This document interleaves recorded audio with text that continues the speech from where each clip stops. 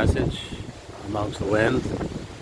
It's from Ephesians chapter 2, it's verses 1 to 5, and the message is saved by grace alone.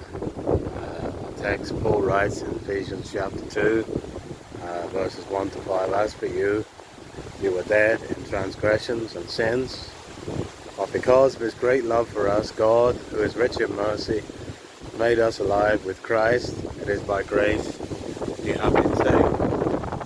And in this particular passage of the Bible, Ephesians chapter 2, verses 1 to 10, twice we read the expression by grace you have been saved. Once in verse 5 and then again in verse 8. Of course, this particular passage reminds us of three key truths. First of all, in our past, that we were dead in sin.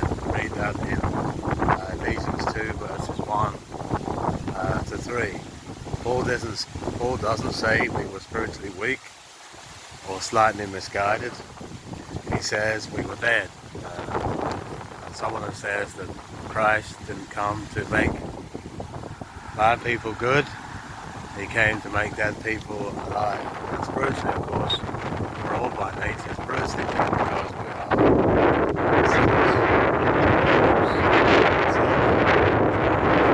We can't be alive without Christ. And in these verses 1 to 3, we see that we're following the world, enslaved by its desires and under judgment. And this humbles us to remember that every Christian had no ability to save themselves.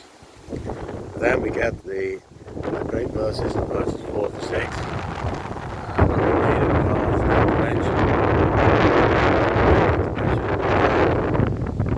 And this is the turning point of the passage.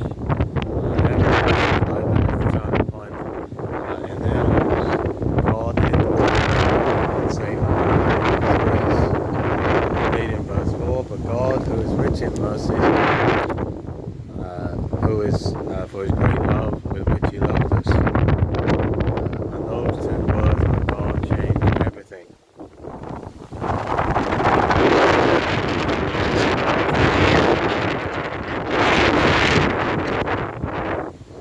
It wasn't our effort, it was his love and mercy. It was the character of God that came in when we were sinners in every way, by nature and by practice, and it was his love and mercy that intervened. And in this verse 4, God is described as rich in mercy. That means he has an overflowing supply, far more than we can ever exhaust.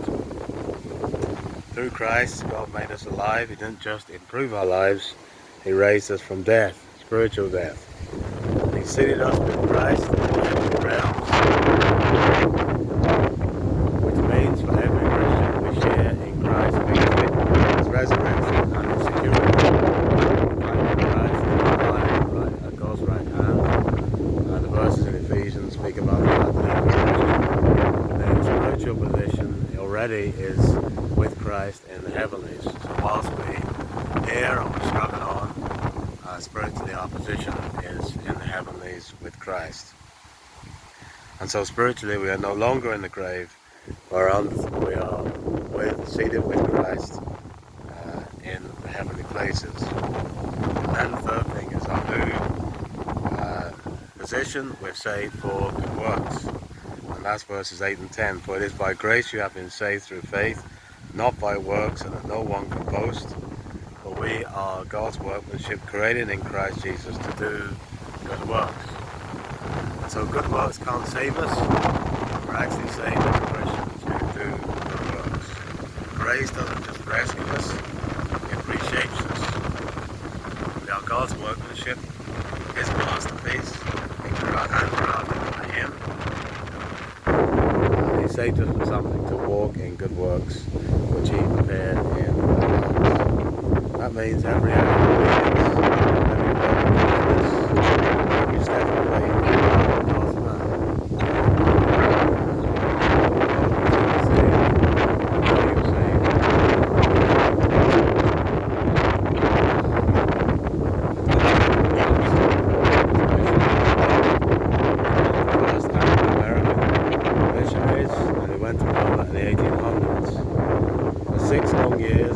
neighboured with no converts. He endured sickness, and heartbreaking loss of wife and children. At his lowest point, someone asked him what hope he had left, and Judson replied, "The future is as bright as the promises of God."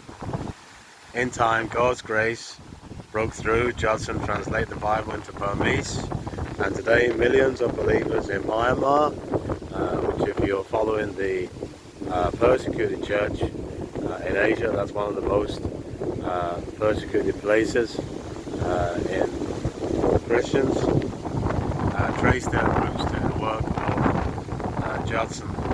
The power wasn't in Judson, it was in God, who brings life when there is death. And so the reminder is, we can't earn salvation. It is God's gift received by faith. We can rejoice, every Christian can rejoice, because we're no longer dead, we're alive and seated with God spiritually. That's our position. And our response is to live out the good works God has prepared for us, whether across the street or across the world. Thank you for listening.